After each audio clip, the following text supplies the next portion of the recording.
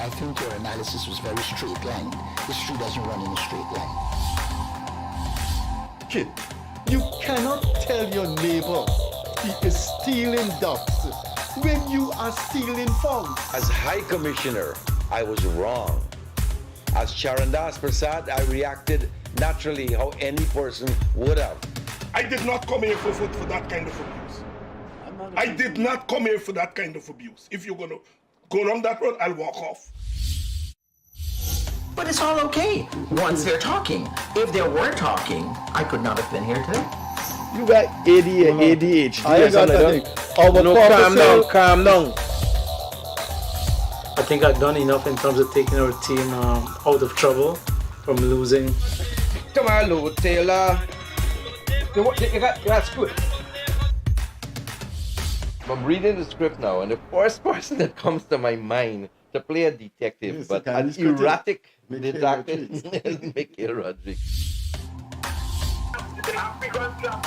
Why an African slap an Indian? Why a man and slap a woman? Look, Gildarie, you deal with that. You deal with that.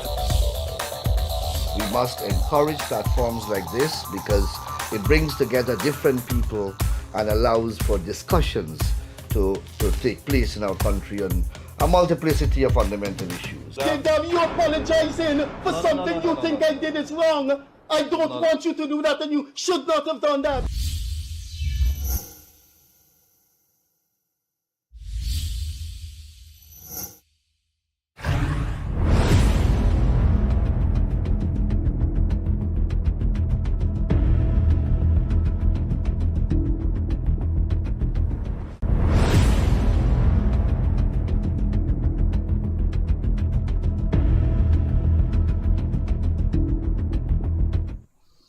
Hello there, wherever you are, depending on the time zone. It's good morning, which is in London. They're 5 hours ahead of us. Good evening, good night, good afternoon. This is a live program called Gildarie Freddie Kissoon Show. A live program that comes over the Guyanese Critic Facebook page, TBN Daybreak News page, and you can get us on YouTube. You failed to get the program this evening, just go to YouTube, punch in Freddie Kissoon Gildarie Show, and you will see it. We come to you Mondays, Wednesdays, and Fridays, 8:30 to 9:30. When we do a call-in program to cater for the public, their complaints, their trials, tribulations, their optimism, pessimism, we go half an hour more. So it's 8:30 to 10 when it's a call-in program. Leonard Gildarie couldn't make it this evening, business as usual, but I'll hold the fort and the show must go on. Before I introduce our guest, I will do a Leonard Gildarie on the program. Remember when he takes the lead, he normally, before he introduces the guests, he does a little reflection about things he has seen the past few days. So I'll do a Gildarie, and then we'll go on to our two guests. There was an infamy that made the news worldwide. That's, of course, because of the power of the U.S. press. 4 students from the University of Idaho was killed around 3 in the morning in their beds at a flat near to the university, what you call the student apartment. That was given worldwide publicity, and for months there was no movement in the case. They had no DNA, they had no evidence, and the building had no surveillance camera. And so the American society and the families were getting agitated. What the police did, they ran the surveillance camera in the compound, the nearby streets, the different streets, the houses that had surveillance camera. And they noticed something. They noticed for that compound you would see a car 1 or 2 times. But they noticed a white Toyota station wagon several times circling the area, passing the house where the 4 kids were killed. And so they figured this is a vehicle of interest. Why is it so many times So they zero in on the vehicle and found out that it didn't belong to that area. So it was an extraneous area. And based on the surveillance cameras of the neighbors and the people in the street, they arrived at a suspect and arrested him 2-3 months after. What is the point? Surveillance cameras are ubiquitous everywhere. Well, ubiquitous means everywhere. So they're ubiquitous in the world. If you have the surveillance cameras, you can catch people doing all kinds of illegal, nefarious, improper things. So there is a pedestrian crossing outside of Movie Town. Dozens, maybe more than 100 employees that do not have vehicles work at Movie Town and Marseille. And I use that street because the main, or the Atlantic Highway, because I live opposite Movie Town. And there is a pedestrian crossing there, and you go anytime in the mornings, in the rush hour. No car stops at the pedestrian crossing, and there are employees there at the medium waiting to cross. One security personnel working in that compound was killed trying to cross the street. And last night, a lady was killed there. You have the surveillance cameras. Arrest people who fail to stop at the pedestrian crossing. That's my little reflection this evening. Now for our guests. When Gildarie and I started this program, we did not know if it will have any success. But we think that there was a void to fill, that the mainstream media had become so biased and so unrelenting in so many wrong things that we figured out that there was space for independent commentary. And so we started this program, the Gildarie Freddie Kissoon Show. And some of our guests appeared and never questioned whether this program will make anything, will do anything. They were kind enough to come on the program.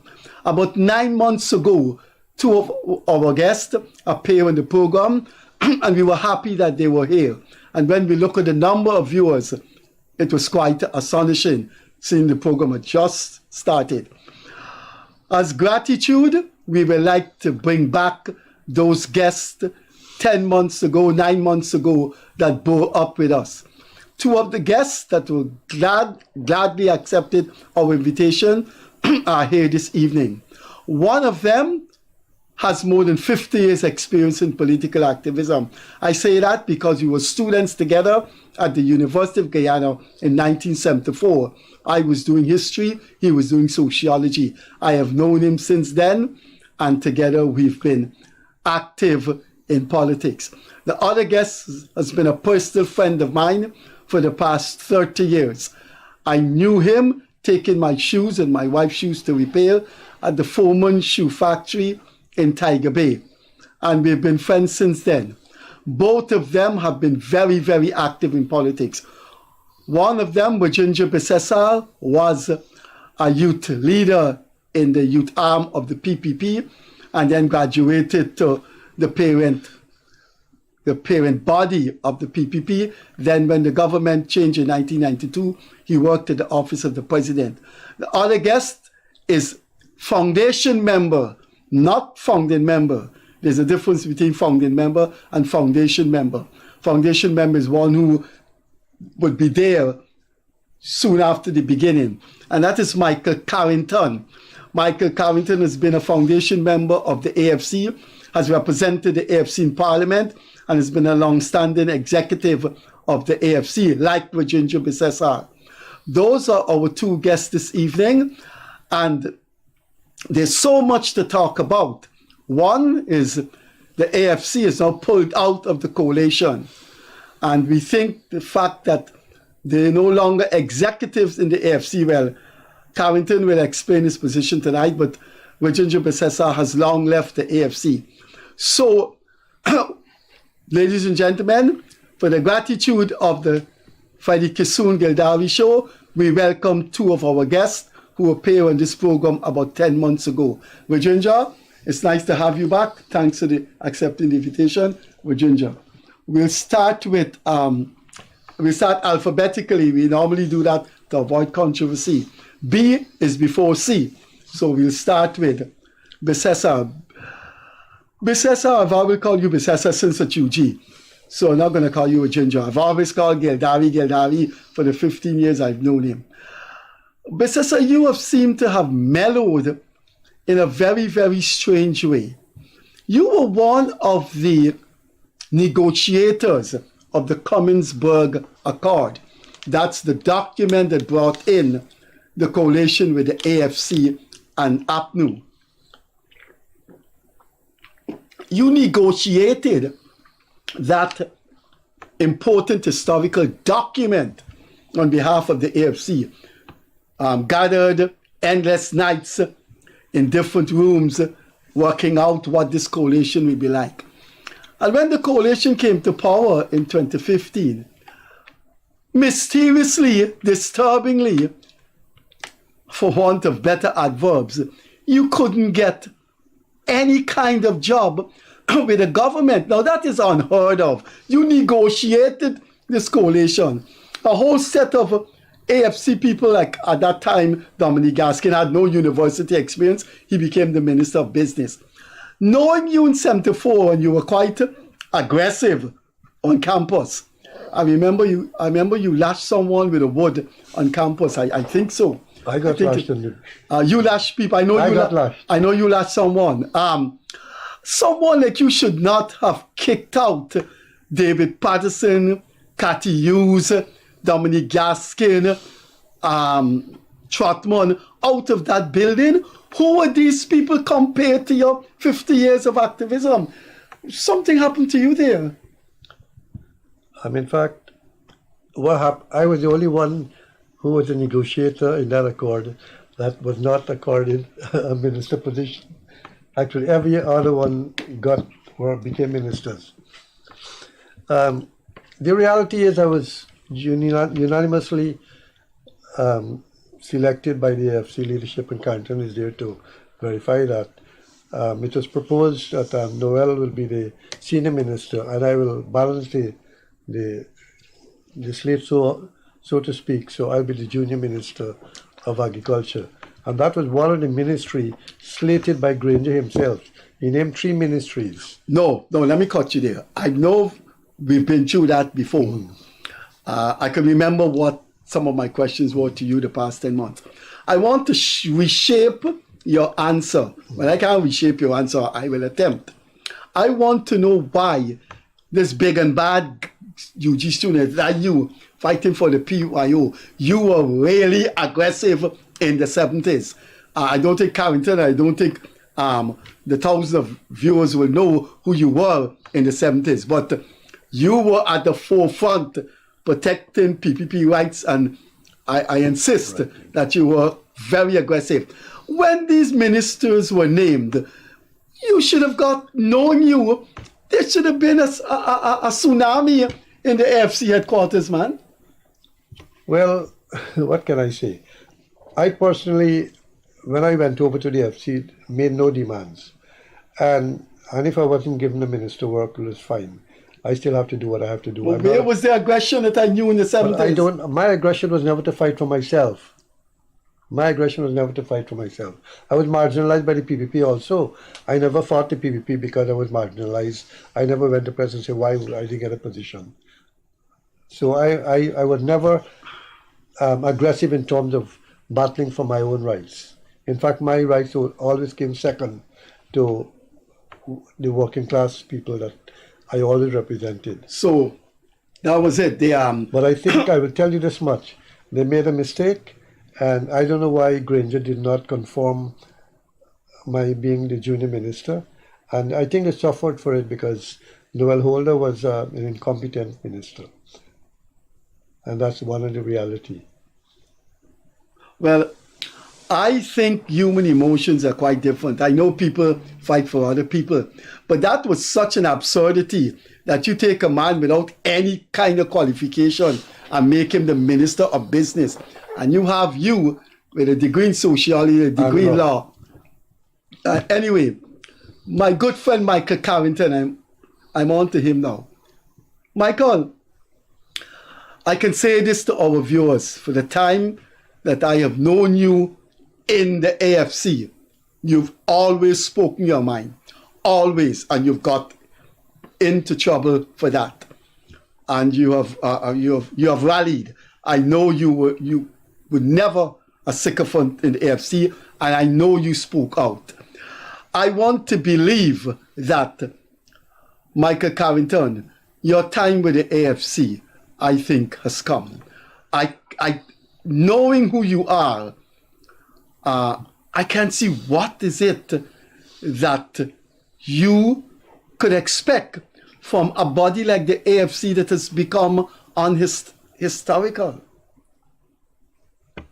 So you're basically saying that the party present condition, I should not be in here at the present. No, I'm saying that with pellusive ferocity. I'm saying that with unambiguous force. Knowing who you are, I've known you for 30 years. I can't see where, I know Bissessar is going to jump in at that. I can't see what someone, one thing I could say, and I always say this on these programs, I have known you, and I know you're no big, strong party sycophant. Everything the party say, you echo. I've known from the time you joined the AFC in 2006, you've always spoke your mind. In fact, you challenged Sheila Holder, and she was quite impertinent to say, a shoemaker speaking to me like that. I challenge all of them. Everyone from Raphael, Kemraj, Sheila Holder. When I'm in AFC, I fight for the AFC. I love the AFC. I'm not talking about the individuals that run the AFC. The individuals that run the AFC make tremendous mistakes over the years. Tremendous mistakes. My thing, why I had stayed with the AFC, I personally see parties all over the world. They come, they rise, they fall, they rise again. I personally think that there's a need for that third force. And I know someday along the line, the same leaders that create the environment at which the AFC is presently in, they have to go. I need to see the AFC stay alive, but the leaders need to go. The AFC need a dramatic change in the leadership to keep it alive. You need brand new politicians, young people, to come into the AFC and work to develop the AFC and face the older ones out. They make tremendous mistakes. And I wanted to see the AFC stay alive because I had worked over the years very hard to keep that party alive, to build that party. And I fight the leadership over and over many times. Internally, it may not be in the public, but if you ask any one of them, I am the one who stand up internally and say, watch, we can't go this way. If you go this way, this will happen. But it's like a one-man army fighting against a lot of people. When Bissessar were there, Bissessar and me, we used to battle. There's few people had stand up very strong against some of the behavior pattern that put we into what we are in today. But nevertheless, I said we need a third force. Guyana need a third party to prevent a winner-take-it-all government. As long as you have two parties running in an election, one will always have that winner, that champion, that power, that they could do anything they want because they will have the majority. But if you have a third party which splits some of the vote and prevent the major party from having that 51%, then you have a bargaining chip. So right now, as AFC may, in terms of had lost some popularity, my hope is to see somewhere along the line that we able to get better leaders for the AFC and bring AFC to a level where it could propel to be that third force. That's my hope. Before you go, I know you're willing to jump in. I don't mean, Carrington, you're one of my friends, and you know I'm affectionate toward you. So don't take this anyway. What is that saying? Live in hope and die in despair? Is that possible? Rajendra? It I is- called you Rajendra. Bissessar? It's a problem. And sometimes the problem is not so much the leaders, but the membership.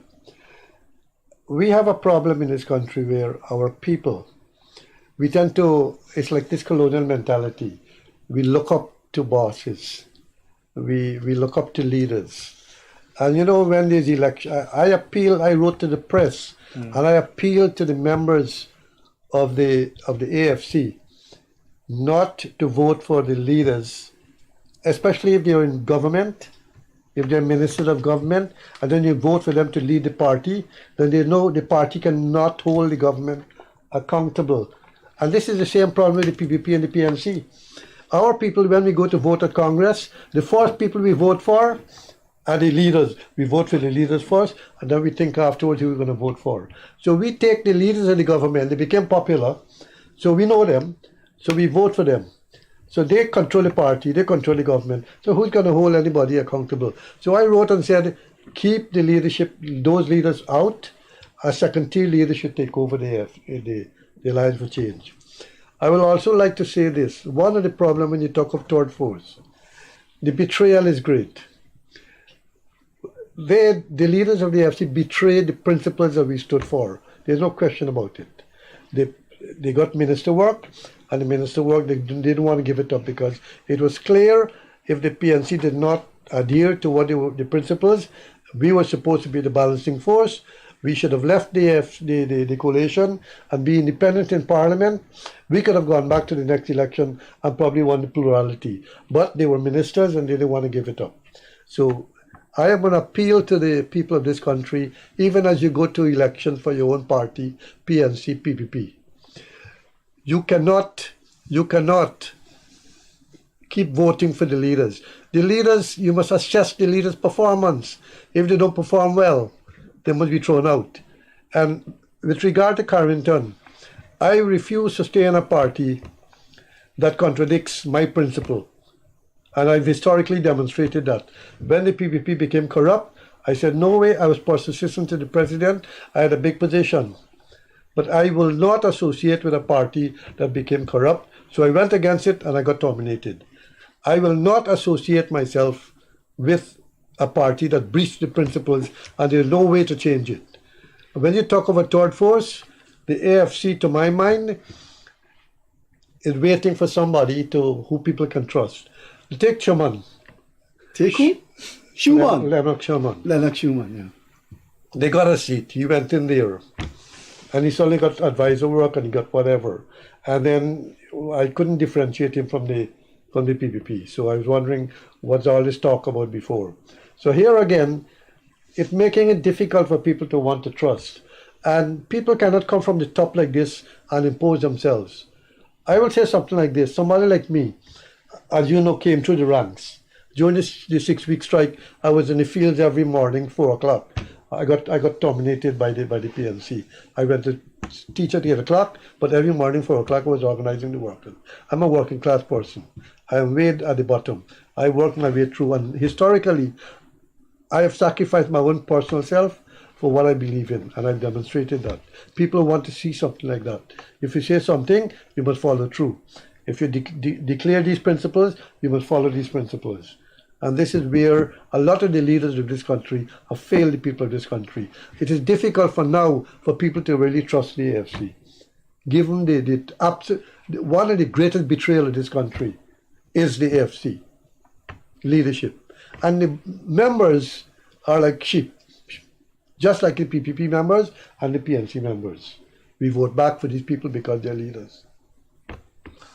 Michael, you want to respond to that, or you want to respond to a question? I agree with Bissessar. There's a problem all across this country in terms of where politics, where people look up to leaders, like basically like if they're gods, or don't question them. If they question them and they shut them out, they just stay in a corner. I always very argumentative in the party. I tell the last conference that we had, I tell Kemraj I would vote against him, and I told him plain I would not support him because we had the AFC had a principle where we agreed that the leadership will rotate, like spend 2 terms, and then they would not run again. Other people will come and run again. And what we see is a fight for leadership continuous in terms of where a leader wants to be, a maximum leader always there.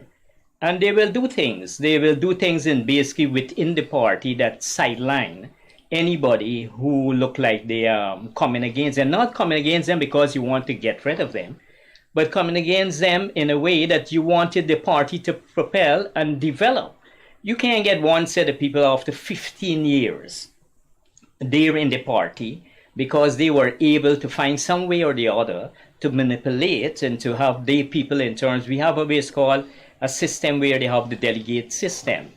Normally, basically, if you have all the people that you want as delegate at a conference, automatically you'll be voted there all the time as the leader. I raised the point on many occasions, let all our members vote instead of having the delegate system. Because the delegate system, basically the people who control the region, they choose the delegates. And if they're choosing the delegates and the leaderships are very good and in friendship, then automatically the leaders will direct them and they will direct the individuals how to vote. So you will continue having the same people all the time. Now the party, you know how the party established, you had Raphael from the PNC, you have Sheila from the WP, and you had Kim Raj from the PPP. And what you have there, you have people pulling on both sides. We had a battle and a half in terms of holding that party together because the culture of the PNC and the culture of the PPP end up in the AFC. Myself and some others who battle against it. But the same, forgive me for saying it, I will bring it out clear, the Burnham and Jagan culture end up in the AFC. And it's people like me and others who battle against it, which it should not be because that was not the principle that we had stand for. And most of the breakdown I think we had is when Sheila Holder had passed away. She was very strong. She fight against anything where you will have a party resemble the PNC and the PPP. But after she died, things started to go in AY. Sheila was a very different person. Are you finished? Let him finish.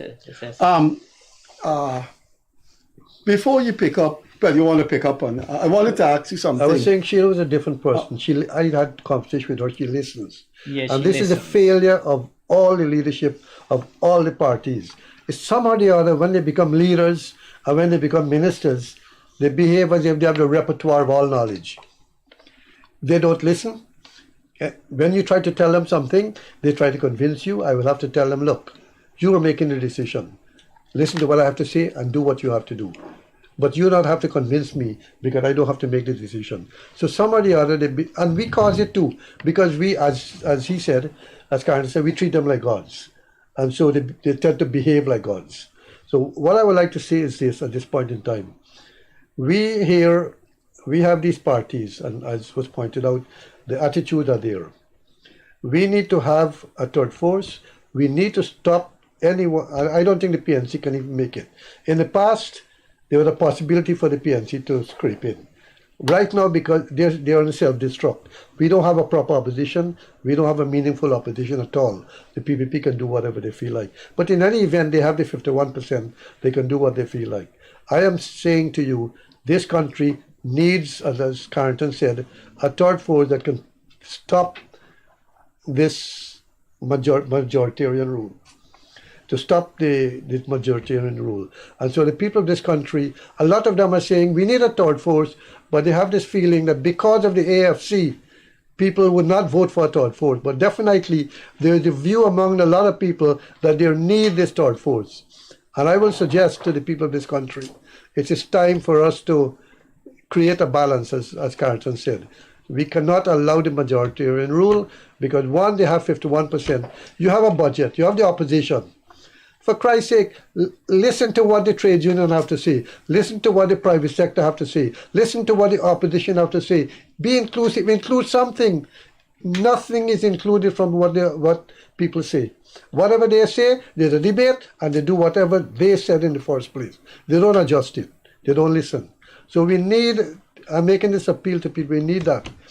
And one of the things I want to say to you, the people of this country, we were educated, we were given a set of data, but we don't seem to understand sometimes that the data we have could be wrong. We tend to defend what we know instead of listening to opposing views. So once we are PPP, whatever the PPP told us is absolute truth. If you're a PNC, whatever the PNC leader tell you is absolute truth. And so we defend it. We don't question it, and that's the problem we face. We need to start questioning our leaders. We need to start this mentality of questioning and not following like sheep, whatever the leaders say. And one last thing, if you criticize the PNC, they point to what the PPP did. You criticize the PPP, they point to what the PNC did, which is ridiculous. And this is what we are caught up in. So there's no real discussion, there's no real analysis. And so I'm calling especially on the young people, the university students, they start thinking, start being critical of what you were taught. You were socialized in a particular way. Start questioning it. Start thinking for yourself. Reject what these party leaders have told you and assume the fact that you are the leaders and these are your servants. And until some time comes in this country when the people of this country realize that they elect servants, that is when we can have a real transition in this country. And we need unity. A united working class is the only force that can hold any government accountable. But they want you to be thinking, I'm black, and I'm Indian. And what happens? A couple Indians got rich, a couple of blacks got benefits, and the vast majority of black and Indian suffering at the bottom, but pointing out, oh, them Indian got the money, or the black people are criminals, which we stereotype. So it is time the working class of this country recognize that the unity of the working class movement, like in the 6-week strike, when bauxite and sugar went on strike, you got 40% increase. How it was giving you 0. It was that unity of the working class that allowed you to get 40%. You know what I'm talking about. So this is what we have to do. And your leadership, your unions are divided, FITOG and TUC. You got to overthrow the leaders of your own union to make sure, force them to unite the trade union movement. Because of the weakened trade union movement, the working class of this country has no real voice. So you have to pressure your leaders to stop the nonsense and unite back the trade union movement. Rajendra, something happened tonight. For the past 50 years, I always got Bissessar. When I called you for this interview, I said, Bissessar, something Freudian is sticking in me. I call you Rajendra. But Bissessar and Carrington, I also call Carrington since I know. Okay. I don't know why I don't call him Michael. Because the second time we're here, you got closer. You think people would listen to you just now, what you said, and accept it when the people in the 50s who are familiar with what happened when the AFC got into office, they're going to say, what is Carrington and Bissessar talking about? Why didn't they overthrow the AFC leadership? Look, I campaigned for the AFC, for the WP in the 70s. Then I left and went to study abroad. I came back and I saw what the WP was like. I became a columnist and I campaigned for the AFC, but I was never part of their thing. I could call about 8 persons. That would be Bissessar, Carrington, Edmund, which is Gita Chandan, the Lord Gita Chandan, Charandas, Marlon Williams, Trevor Williams. I could call about 8 persons who were sitting right next to the big power guys in the AFC, who were very, very distraught, depraved, very distraught at the depraved behavior of the AFC. Someone like David Hines, before he became what he is now, had actually written to say that the AFC is power junk. Now, there were about 8 of you. Edmund, a lawyer. You, a qualified man. Carrington, independent, earning money from his business. I don't understand why this gang of eight, I don't understand why, and I know you guys used to meet. Rutherford and you used to meet and talk about what the leadership is doing. I don't understand, you just read a book out appealing to the Guyanese people with ginger. But people are going to say, why you didn't overthrow this set of mad power drunk people that took power in 2015 and were carrying the country down? Why this group of eight didn't come and say, no, this is not what the AFC was born for, this is not what the people got, and just throw them out.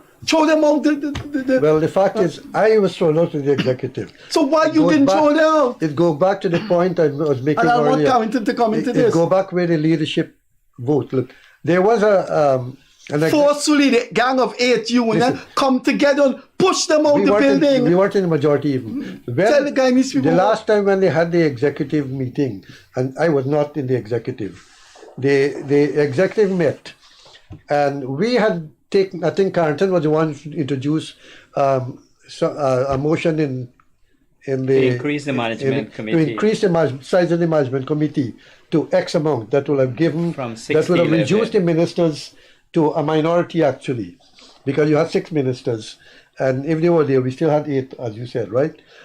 But at the meeting now, when they elected the people, and they had to now elect committee members, right?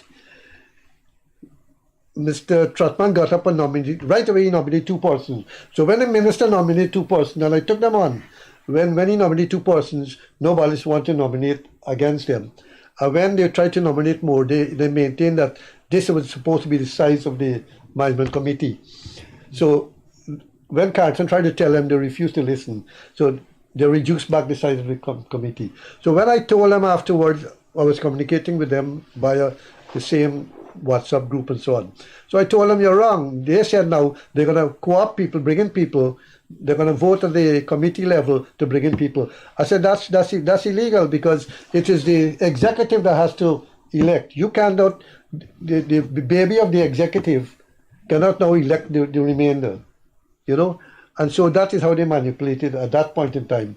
And by doing that, they ensure that the 6 ministers will dominate the grouping. And in fact, 6 ministers plus the prime minister will dominate the grouping, and they co-opted the head of the PYO, the youth arm, the head of the women's arm. So there was no majority. But I will stand up. He will stand up. The rest will talk. But they don't have our level of commitment to want to do something about it. Basically, I used to prepare between me and Bissessar, we used to prepare the motions and those type for those national conference and those type of things. But the difficulties you have in political parties, especially growing political party with leaders, is that most time people join political party, as we said earlier, they look up to the leaders. And you could find yourself as like a lone ranger, battling to structure the party.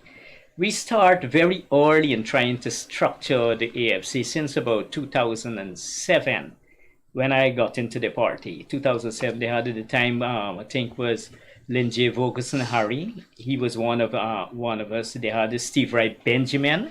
You remember him? Yeah. Steve Wright, yeah. Trevor Williams, even Ivan Bentham was there. The party just started, but we wanted to fix things that in a certain way, that the party we could push the party from the lower level.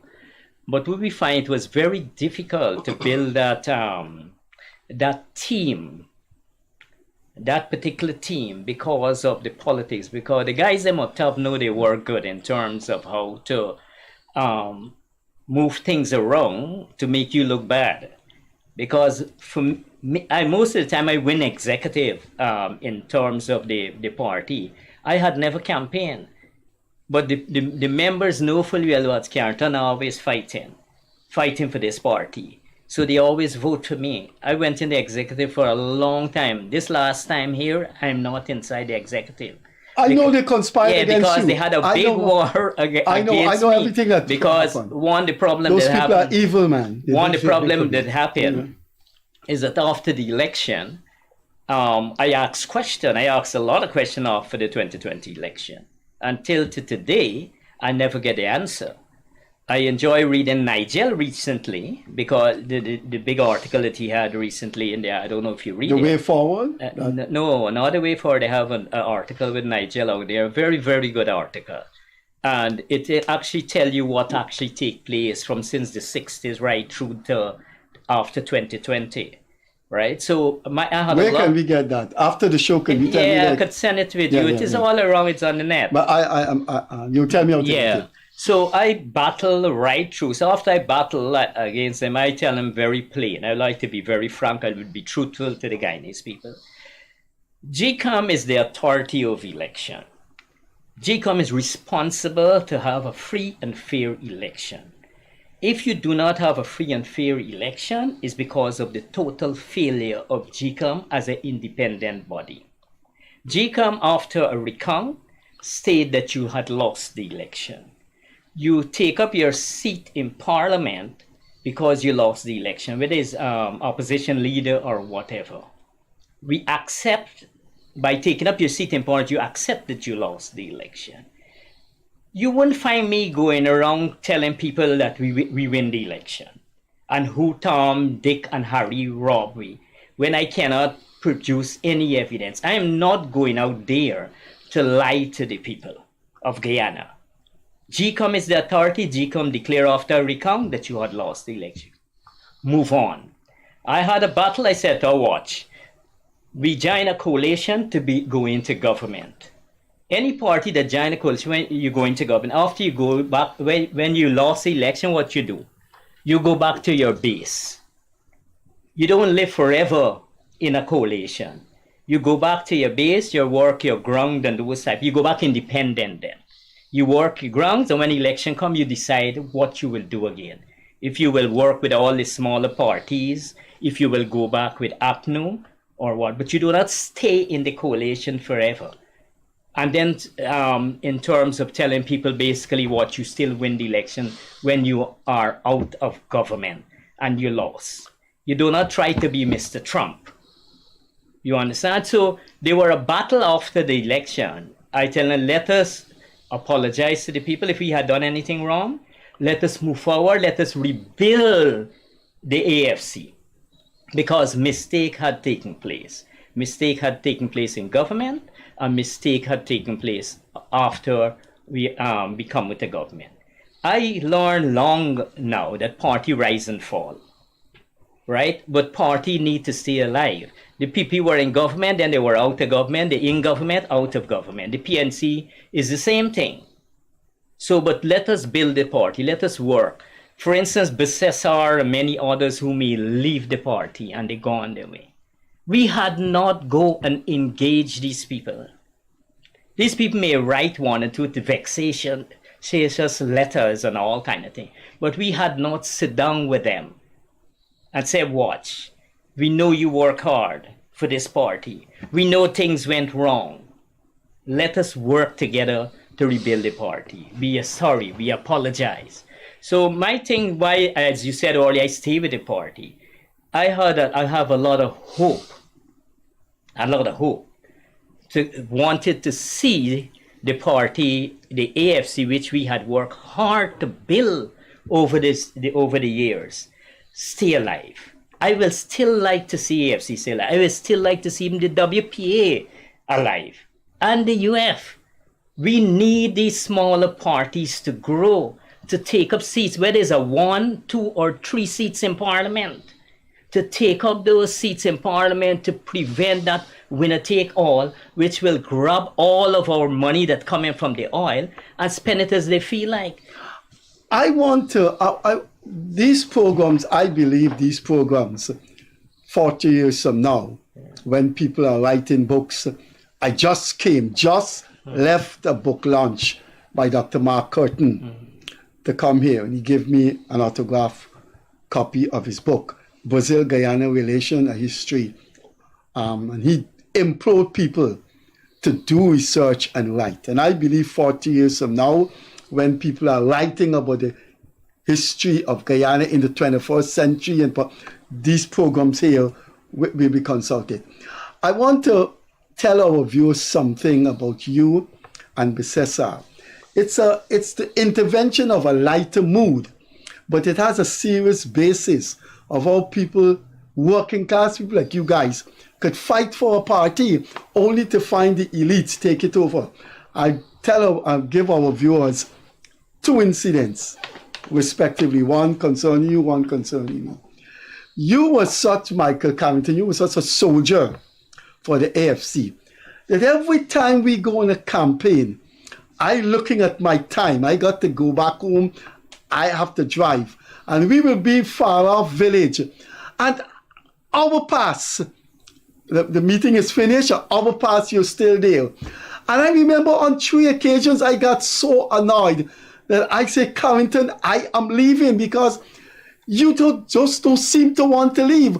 We met the people in the village, we talked to them, and I remember on 3 occasions, I left late, drove home, and left you. I don't know how you came back, but you just would not listen to me, and I would say, Carrington is getting late. Here is a second incident, and this concerns Bissessar. I've never known Bissessar to have a sense of humor. I've known him since 1974, and he doesn't seem to have a sense of humor. I wonder if he have a sense of humor now.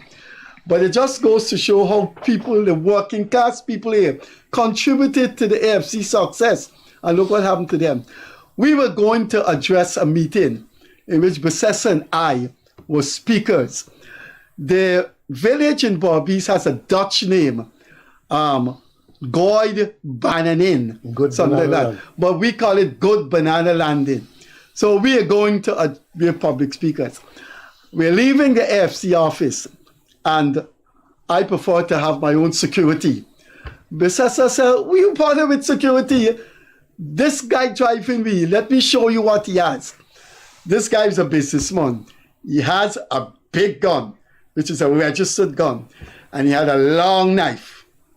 So he said, you don't need security. That's because in 2015 campaign, we were attacked. I almost lost my life in Myconi. Guy almost drove a tractor on me. So Bissessar said, no, don't worry with security. I said, look, I am going to my security. We went to Good Banana Landing and talk. You can laugh at it now. And when we going back to the car, the Bissessar's friend car, we were attacked. A whole group attacked us, and Bissessar's friend with the long gun and the long knife was asleep. Now that goes to show how these soldiers have fought for democracy. And look, tonight we're here in the studio. Carrington estranged from the AFC, Bissessar no longer with the AFC. So what is the future for the politics of you two guys? Starting alphabetically with B, Bissessar. I want to say something. We talk of the betrayal of leaders. And there are people, there are PPP out there who might not know what has transpired sometimes within the PPP, because very often when we're in the party, we don't sort of go and wash the linen outside. But I can tell you the transitioning of the PPP. We had the Dragon PPP, and when we brought in the Civic was not a fixed body that came in with a set of rules and principles and organizational structure. We brought in individuals to come in. And so they were not controlled by a body. So when you bring in individuals, you're obligated to you who brought them in. But after 1992, the Congress took a decision, Congress of the PPP, the highest decision-making body. Where are you going with this? I was asking you, what is your politics like I'm now? I'm coming to it. You're taking a long-winded way I'm coming to it. But the thing is, what happened when Bharat became the president and he was the leader is that decision of Congress was 20% civic. Bharat increased it to 60%. We come into your politics. So yeah. So you're going to take the rest of the program time. So to come to it. with me, he brought in a whole set of Could you come to it quickly? And as a consequence, they became popular, and so the party was transitioned from Jagan to Jagdio's party. So he took control of the party. So as I tell people, the milk was no longer in the cup; it was replaced by something else. And that is myself, people like Indra, people like Navin, all of us, Jaganites, were victims of this process. Because in order to bring in the people that he wanted, who will have allegiance to him, we had to be using the question to go about with Jagdio and asking so I'm saying, I know both of you have contributed having said that, my position today is this. I campaigned against the coalition. I was supporting Shuman actually, and I had 7 television programs I was campaigning. I had 7 television programs? Yeah, just before the last election. Okay. I had every week, 7 weeks. I had 7 TV programs where I campaigned against the coalition. Now, I expected the PPP, like I thought the PNC had learned its lesson after being in exile. I thought the PPP would have learned its lesson. The PPP had gone in. And to the dismay of myself and many, a lot of the people who were there before, a lot of the corrupt persons who were, all of them were brought back in. It's like wholesale. So when you look at it, you wonder what changed. Secondly, the economics, we say Jagan live. We say Rodney live. But the ideology of Rodney and Jagan is cast aside. It's like what Jesus Christ said. There are those who worship me with their mouth, but their hearts are far from me. So we say Jagan live and Rodney live, but their legacy is thrown in the graveyard. So there's nothing about Jagan legacy that occupies the consciousness of the PPP leadership. Nothing. It has been replaced by self-aggrandizement, and that is reality. They are doing a few good things. The president is seriously working on a very good legacy. I want to say this. No, you can't fault the president. I want to say this to you. It's not the president alone. I don't know to what extent the president is in control. I hope the day will come when the president will say to Mr. Bar Jagdeo, like what Mr. Bar Jagdeo said to Janet, you're a normal citizen. When Janet criticized what they were doing to Starbrick News, he said, you're an ordinary citizen.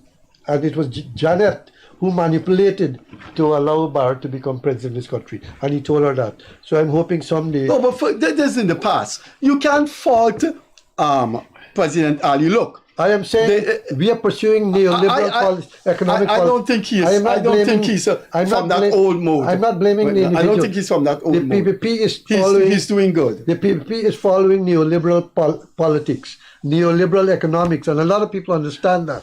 It means that you still haven't answered the question. Build infrastructure, and wait for it to trickle down. It's not going to trickle down. I hope you remember the question. So we have to go to Carrington. Where are you going, Carrington?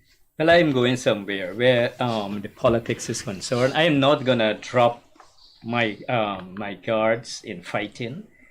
I will stand up, raise my hand, and battle. I start back. I had stayed cool for about approximately 2 years in terms of the 2020 election. I stayed quiet. I recently started back writing. I had 2 recent articles in the papers. One was dealing with local democracies there, and the other one pay public servants better wages. Because one of the things that I sit down and I looked at, we have a vast amount of money coming in the country. And I think we have a very poor opposition at this point in time. Opposition which would not really able to pull the benefits that the people need to get. So myself and I will work with any group, to propel a better life for the people. So if I see anything is wrong in the country, I'm gonna write against it. I will even protest against it, come out there and protest. If everything is good, it's done, I will give it support. I will give praises to where it need to be praised. And when things are wrong, I will condemn whatever need to be wrong. So what ended up happening the last couple mornings is after the local government elections issue came up, And the APNU and the FC said that basically they are not going to any local government election. A lot of nice keep about it over the list, the quarrel over the list. And so I decided in my village, I live in Yarracabra, that we need to do something there in terms of participating in the local government election. So we established a group, a movement under the name PDM, People's Development Movement. Is a body that is now growing. We are now putting things together. We'll be participating in the upcoming local government election with the hope that we will be able to have independent people from the village with independent mind on the council.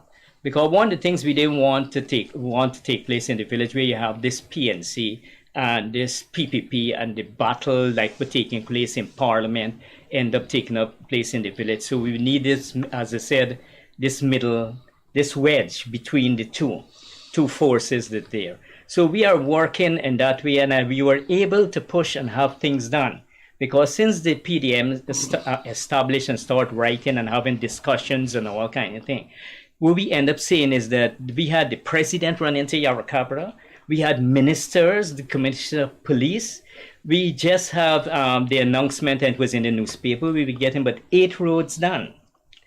Just because the PDM is there and they see someone, a new party coming, they were fighting for some of the political space. You didn't tell our viewers what the PDM stand for. People Development Movement, right? People Development Movement. So we are battling, we are working to develop this movement.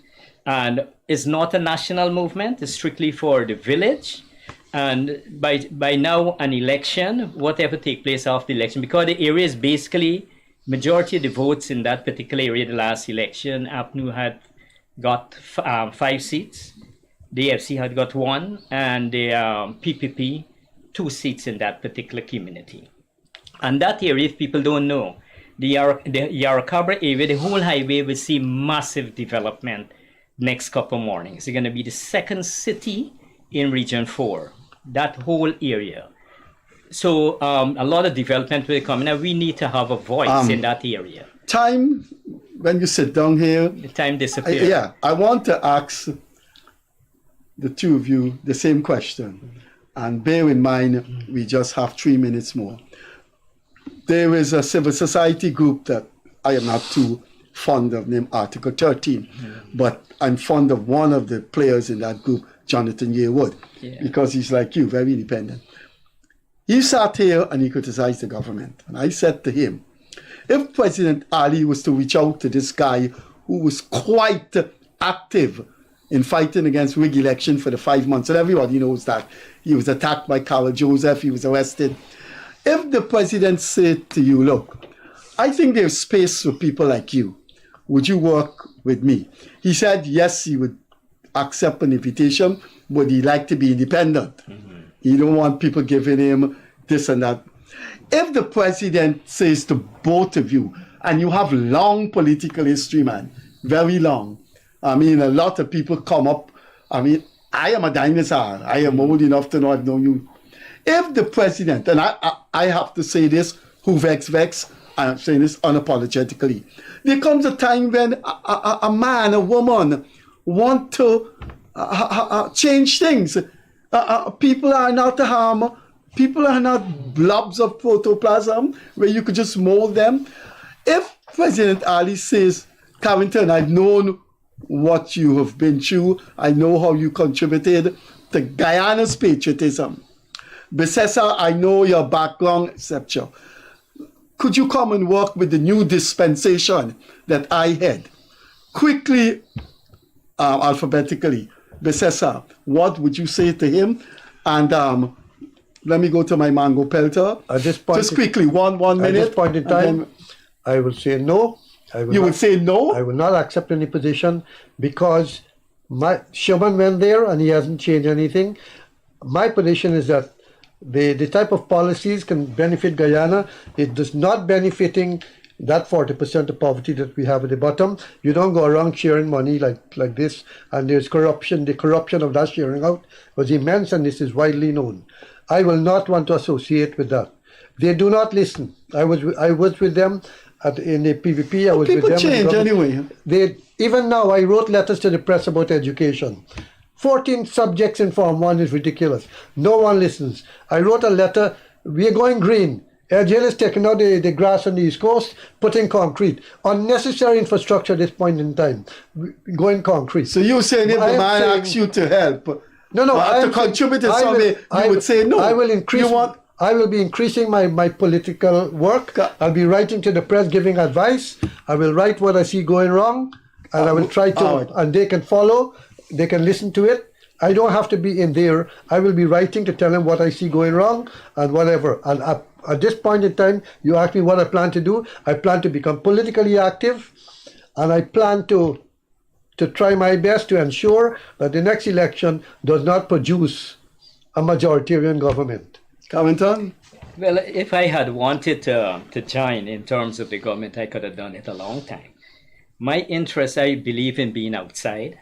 My little work that I'm doing give me a living to eat, and look, I'm not rich or anything, but in terms I feel comfortable, because long as you take a job with the government, your hands is actually tied. Your hands are definitely tied. I would not be able to speak out the way how I wanted to speak out. I would not be able to write against anything wrong that I see, because it will offend the government who employ me. So for now, at the present moment, I prefer that if they do anything is good for the people of Guyana, I give them the credit. If they do anything wrong, I deal with it. I go against it.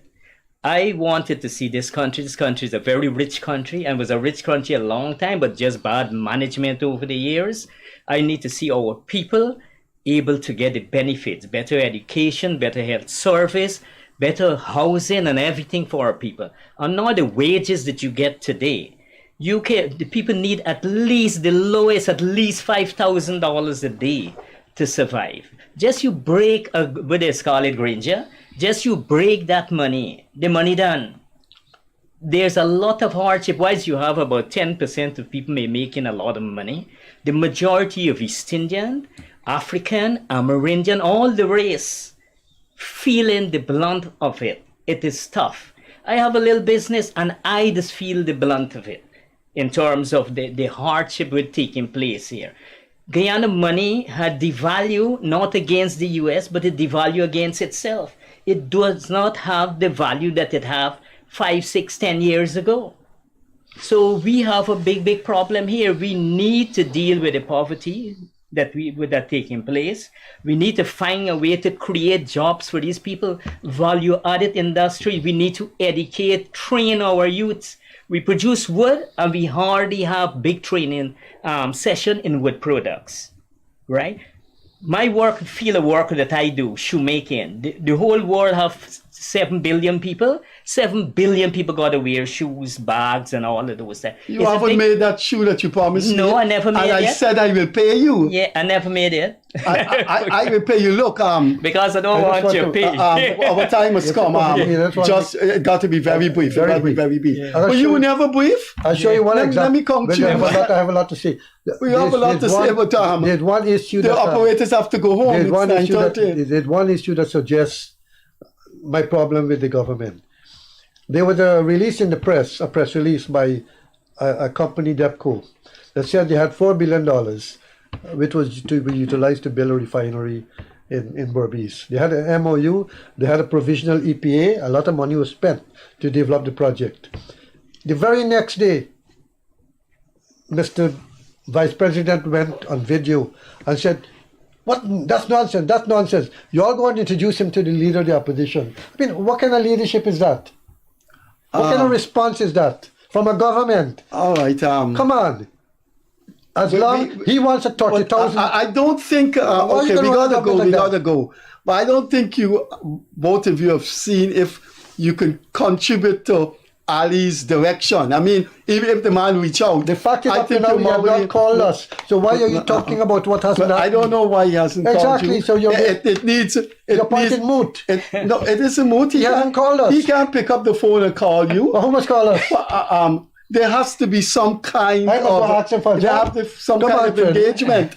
Come on, Freddie. a president don't pick up the phone and call somebody that he's not He wants in touch with. advisors. Who can He's help not in him touch because with. he employs his advisors. I know you can't be beef, but look, our operator signal to us quickly, Michael Carrington. I want to say before we will end with you, but I want to say thank you 10 months ago for coming on the program. Yeah. And I want to thank you again for coming on. And it's been so nice that give it a couple of months, we're going to be back here. So just wrap up there. I'd like to thank my fellow Guyanese for listening to us tonight. I hope for the best for you. We will continue to fight for the best for you. Whether we have a big team, me and Raj, normally we have a lot of arguments, but we normally, when we get together, we do fairly well in terms of working. So everyone have a good night until you see me again. Okay, our guest was long-standing activist that I've known over 50 years, Rajendra Bissessar, and my personal friend of over 30 years, Michael Carrington. Where we go from here, I would want to put a positive spin on Irfan Ali's direction, though I think when governments falter along the way, we should speak up and correct them. But it's been a nice discussion. The studio informed us that they don't work on holidays, so there's no Good Friday program and there's no Easter Monday program. We'll be back on Wednesday. This has been the Gildarie Freddie Kissoon show. In case you missed it, our two guests was two long-standing political activists, Michael Carrington, who's still with the AFC somewhat, and long-standing former PPP and AFC executive, Rajendra Bissessar. Not in the executive with PPP. Thanks for listening to us. We will see you after Easter Monday. Bye-bye, as they say in local parlance. Catch you later. In Japan, sayonara. Thank you all for Germany, listening. auf Wiedersehen. Italy, arrivederci. France, au revoir. In the West Indies, catch you later, man. Bye-bye.